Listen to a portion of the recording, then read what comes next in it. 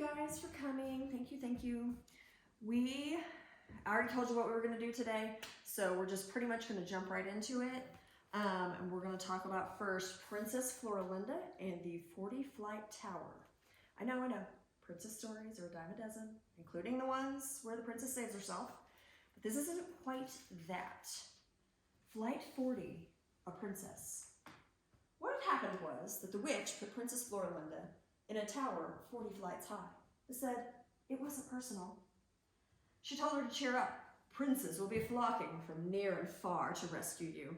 She said, I've covered all my bases. There's a golden sword at the gates for a prize if the prince doesn't care over much for princesses. And once he battles his way up 39 flights, you're free to go. I don't really mind what happens from this point in. Well, I do think you might ask for a ransom for my mother and father instead, said Floralinda, still dabbing at her eyes. That's quite normal these days. For she didn't want to be rude and suggest the tower was dang well safe. The witch shrieked with laughter. You? No, she said. You have butter-colored curls and eyes as blue as sapphires. The moment I saw you, I knew a tower was crucial.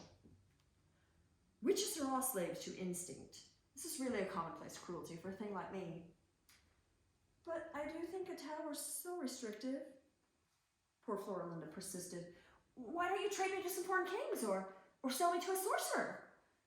The witch accused her of having a low mind. I am doing this for the art of the thing.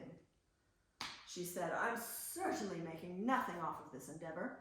Nothing about it is economical. The bottom flight is guarded by a dragon with diamond-encrusted scales. They say it's a bad idea to put the most expensive one at the bottom, but I like to let my princes know I mean business. Well, it sounds very difficult for the prince, said Floralinda. Oh, horribly. I never skip where monsters are concerned. There's a different kind on each floor, and I've picked them specially for abhorrence. I had difficulties with my princess per month rate last time. I'll be interested to see if I've corrected it. Now, princess, no more questions. You wait patiently and lock the door, and don't go downstairs. The flight below is filled with goblins. Floralinda watches out the window, day after day, as prince after prince gets crunched up by the dragon, never even making it past the first floor. Before she finally decides to take on each monster floor by floor, even though she has no idea how, in a clumsy, hilarious, gruesome attempt to rescue herself.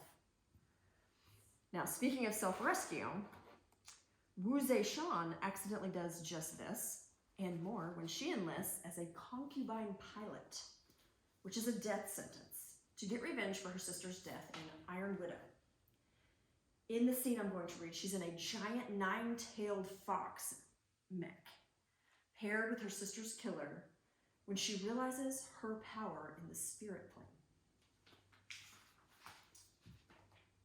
I slap my breastplate, focus, and reach, the way I've seen chrysalises pull weapons out of their chests where the bulk of their spirit metal is.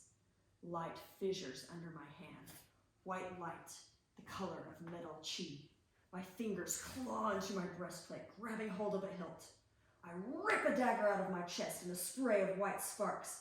With a vigorous swing, I drive the dagger into the barrier protecting Yang Wan from me.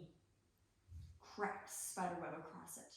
Then it explodes into 10,000 brilliant shards. I dash through the crystalline downpour with a speed and stride I could never manage in real life. No, don't! He backs away. I feel the nine-tailed fox stumble in its steps somewhere beyond this realm. I'm in the middle of battle. You'll kill us both. Good, I shriek. Without losing momentum, I slam him down by his throat. I plunge my dagger into his neck the way I dreamed so long and so often of doing. His screams gurgle, though there's no blood. Laughing uncontrollably, I stab and stab and stab. Warmth fills me. The sensations of the nine-tailed fox press closer and sharper against me. Yang Huan's mind falters in keeping me from reaching for it. I'm jarred into a chaotic battlefield under the blazing stars. My senses are all foreign and wrong, but I think I have taken control. the fox. She succeeds in killing Hyung-Hwan. But then she's partnered with the most powerful pilot they have. She, he, and her childhood sweetheart form a powerful bond amidst the turmoil and try to change the world. This is action-packed. A, on the other hand, doesn't want to change the world. In Every Day by David Levithan. They couldn't change the world if they wanted to.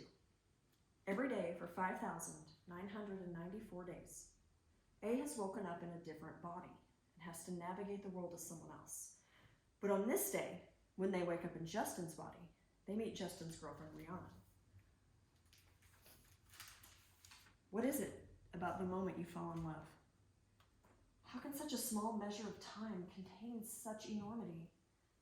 I suddenly realized why people believe in deja vu, why people believe they've lived past lives. Because there's no way the years I've spent on this earth could possibly encapsulate what I'm feeling. The moment you fall in love feels like it has centuries behind it, generations, all of them rearranging themselves so that this precise, remarkable intersection could happen. In your heart, in your bones, no matter how silly you know it is, you feel that everything has been leading to this. All the secret arrows were pointing here. The universe and time itself crafted this long ago, and you're just now realizing it. You're just now arriving at the place you were always meant to be. I want Justin to be better to her, but I can't have her expecting it. There's a notebook on his desk. Remember that you love Rhiannon. I write in his handwriting. I doubt he'll remember writing it. This is hard for me. I've gotten so used to what I am and how my life works. I never want to stay. I'm always ready to leave, but not tonight. Tonight I'm haunted by the fact that tomorrow he'll be here, and I won't be. I want to stay. I pray to stay. I close my eyes and wish to stay. But they don't stay. The next day is like all the others. They wake up in someone else's body. But this time, they have a mission to always find Rhiannon. I don't know if you like comedy, strong women, action, romance, but these are some of the best books that I've read that have it all.